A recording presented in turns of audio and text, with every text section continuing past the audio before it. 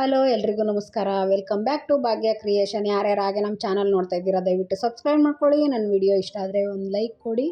ಇವತ್ತು ಸ್ಪೆಷಲಾಗಿ ಪಾಲಕ್ ಚಿಕನ್ ಮಾಡೋಣ. ತುಂಬಾ ಚೆನ್ನಾಗಿರುತ್ತೆ. ಅದಕ್ಕೆ ಇಲ್ಲಿ ನಾನು ಒಂದು 3/4 kg ಚಿಕನ್ ತೊಗೊಂಡಿದ್ದೀನಿ.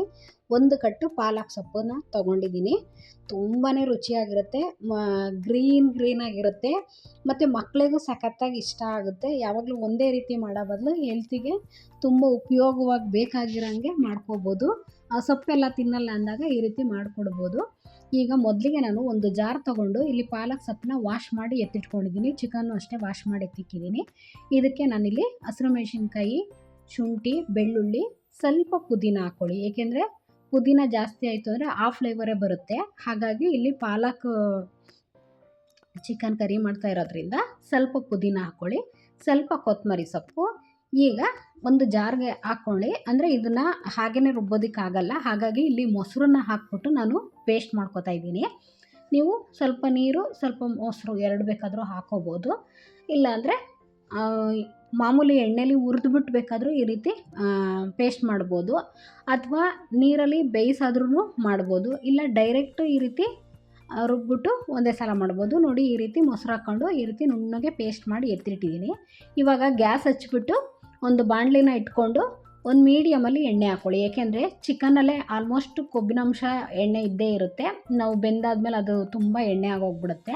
ಹಾಗಾಗಿ ಇಲ್ಲಿ ಒಂದು ಸ್ವಲ್ಪನೇ ಎಣ್ಣೆ ಹಾಕ್ಕೊಂಡು ನಾನಿಲ್ಲಿ ಮಸಾಲೆ ಐಟಮ್ಗಳನ್ನ ಏನೇನು ಇದೆಯೋ ಅದನ್ನು ಹಾಕಿದ್ದೀನಿ. ಪಲಾವ್ ಎಲೆ, ಸ್ಟಾರ್ ಹೂವು, ಮರಾಠಿ ಮೊಗ್ಗು, ಜಾಯಿಪತ್ರೆ, ಕಲ್ಲುವು. ಹೀಗೆ ಇಲ್ಲಿ ನಾನು ಚಕ್ಕೆ ಲವಂಗ ಪುಡಿ ಹಾಕ್ಕೋತೀನಿ, ಬಟ್ ಚಕ್ಕೆನ ಹಾಕಿಲ್ಲ.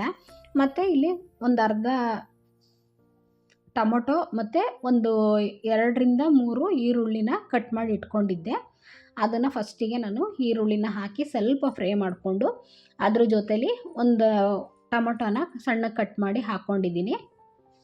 ನೀವು ಈ ರೀತಿ ಇಲ್ಲಾಂದರೆ ಬೇಕಾದ್ರೆ ಟೊಮೊಟೊನೂ ಪೇಸ್ಟ್ ಮಾಡಿ ನೀವು ಹಾಕ್ಕೋಬೋದು, ಏನೂ ತೊಂದರೆ ಇಲ್ಲ. ಸ್ವಲ್ಪ ಪುಡಿ ಉಪ್ಪನ್ನು ಹಾಕಿ ಚೆನ್ನಾಗಿ ಫ್ರೈ ಮಾಡ್ಕೊಳ್ಳಿ. ಈರುಳ್ಳಿ ಮತ್ತು ಟೊಮೊಟೊ ಎರಡೂ ಸ್ವಲ್ಪ ಮೆತ್ತಗಾಗಬೇಕು, ಆ ರೀತಿ ಫ್ರೈ ಮಾಡಿಕೊಂಡು ನಾನಿಲ್ಲಿ ರುಬ್ಬಿರೋ ಅಂಥ ಪಾಲಕ್ ಪೇಸ್ಟನ್ನು ಇಲ್ಲಿ ಆ್ಯಡ್ ಮಾಡ್ತಾಯಿದ್ದೀನಿ. ಮತ್ತು ಸ್ವಲ್ಪ ಜಾರಲ್ಲಿ ಮಸಾಲೆ ಇತ್ತಲ್ವ ಅದನ್ನು ಹಾಕ್ಬಿಟ್ಟು ಚೆನ್ನಾಗಿ ಮಿಕ್ಸ್ ಕೊಡ್ತಾಯಿದ್ದೀನಿ. ಇದು ಏಕೆಂದರೆ ನಾನು ಡೈರೆಕ್ಟ್ ರುಬ್ಬಿರೋದ್ರಿಂದ ಈ ಮಸಾಲೆನ ನಾವು ಚೆನ್ನಾಗಿ ಕುದಿಸ್ಕೋಬೇಕು, ಸ್ವಲ್ಪ ಎಣ್ಣೆ ಎಲ್ಲ ಬಿಡೋವರೆಗೂ. ಇಲ್ಲ ಅಂದರೆ ನೀವು ಸ್ವಲ್ಪ ಎಣ್ಣೆಲಿ ಹುರಿದ್ಬಿಟ್ಟು ಮಾಡಿದ್ರೂ ಬೇಗನೆ ಆಗುತ್ತೆ, ಇಲ್ಲ ಅಥವಾ ಬೇಯಿಸ್ಬಿಟ್ಟು ನೀವು ಆ ರೀತಿ ರುಬ್ಬಿಟ್ಟು ಮಾಡಿದ್ರೂ ಬೇಗನೆ ಆಗುತ್ತೆ. ಬಟ್ ಈ ರೀತಿ ಮಾಡಿದ್ರೆ ಟೇಸ್ಟು ತುಂಬಾ ಚೆನ್ನಾಗಿರುತ್ತೆ. ಏಕೆಂದರೆ ಸ್ವಲ್ಪ ಹಸಿ ವಾಸನೆ ಎಲ್ಲ ಹೋಗೋವರೆಗೂ ಫ್ರೈ ಮಾಡಿಕೊಂಡ್ರೆ ಅದು ಅಂದರೆ ಒಂದೊಂದು ಸ್ಟೈಲಲ್ಲಿ ಮಾಡಿದ್ರೆ ಒಂದೊಂದು ಫ್ಲೇವರ್ ಬಂದೇ ಬರುತ್ತೆ ಯಾವುದೇ ಅಡುಗೆ ಆಗಲಿ. ಹಾಗಾಗಿ ನೋಡಿ, ಇಲ್ಲಿ ಚೆನ್ನಾಗಿ ನಾನು ಫ್ರೈ ಮಾಡ್ಕೊಂಬಿಟ್ಟಿದ್ದೀನಿ. ಹಸಿ ವಾಸನೆ ಏನೂ ಇಲ್ಲ. ಮಾಮೂಲಿ ನಾವು ಹೇಗೆ ಬೇಯಿಸಿ ರುಬ್ಬಿ ಮಾಡಿದ್ರೆ ಹೇಗಿರುತ್ತೋ ಅದೇ ಕಲರ್ ಇವಾಗ ಆಗಿದೆ, ಚೆನ್ನಾಗಿ ಫ್ರೈ ಮಾಡಿರೋದ್ರಿಂದ. ಚೆನ್ನಾಗಿ ಗ್ರೇವಿ ಎಲ್ಲ ಕುದ್ದಾದಮೇಲೆ ಇಲ್ಲಿ ಸ್ವಲ್ಪ ಚಕ್ಕೆ ಲವಂಗ ಪುಡಿನ ನಾನು ಮಾಡಿಟ್ಕೊಂಡಿರ್ತೀನಿ, ಅದನ್ನು ಸ್ವಲ್ಪ ಹಾಕೋತಾ ಇದ್ದೀನಿ. ಮತ್ತು ಸ್ವಲ್ಪ ಅರಿಶಿನ ಪುಡಿ ಹಾಕಿ ಎರಡನ್ನೂ ಚೆನ್ನಾಗಿ ಮಿಕ್ಸ್ ಮಾಡಿಬಿಟ್ಟು ಇವಾಗ ನಾನು ಚಿಕನ್ನ ಆ್ಯಡ್ ಮಾಡ್ತಾಯಿದ್ದೀನಿ. ಇಲ್ಲಾಂದರೆ ನೀವು ಮುಂಚೆನೇ ಪಾಲಕ್ಕೆಲ್ಲ ಹುರಿದು ಅಥವಾ ಬೇಯಿಸಿ ಮಾಡೋದಾದರೆ ನೀವು ಫಸ್ಟಿಗೆ ಚಿಕನ್ ಹಾಕ್ಕೊಂಡು ಫ್ರೈ ಮಾಡಿಬಿಟ್ಟು ಆಮೇಲೆ ನೀವು ಪಾಲಕ್ ಪೇಸ್ಟನ್ನು ಹಾಕ್ಕೋಬೋದು.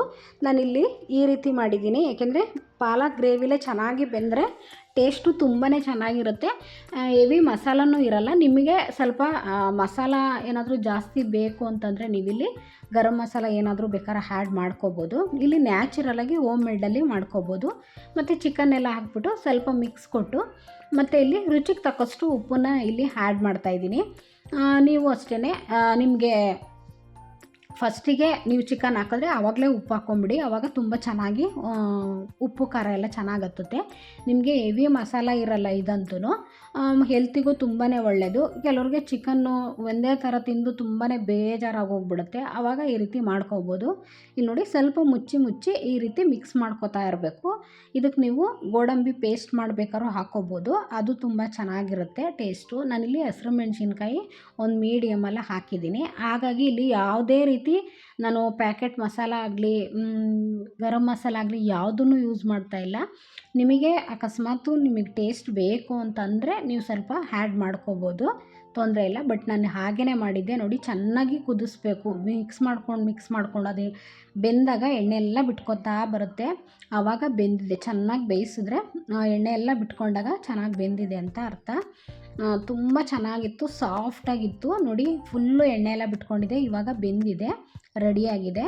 ಇದಂತೂ ಅನ್ನ ಬಿಸಿ ಬಿಸಿ ಅನ್ನಕ್ಕೆ ಅಥವಾ ಮುದ್ದೆಗಾಗಲಿ ಅಥವಾ ಪರೋಟ, ಪೂರಿ, ಚಪಾತಿ ಇಂಥದಕ್ಕೆ ಎಲ್ಲದಕ್ಕೂ ಸೆಟ್ ಆಗುತ್ತೆ. ಇಲ್ಲ ಹಾಗೇ ಚಾಪ್ಸ್ ಥರ ಮಾಡ್ಕೋಬೋದು. ಇನ್ನೂ ಸ್ವಲ್ಪ ಗಟ್ಟಿಗೆ ಮಾಡಿಬಿಟ್ಟು ಚಾಪ್ಸ್ ಥರ ಮಾಡಿಕೊಂಡ್ರೆ ಅದು ತುಂಬಾ ಚೆನ್ನಾಗಿರುತ್ತೆ.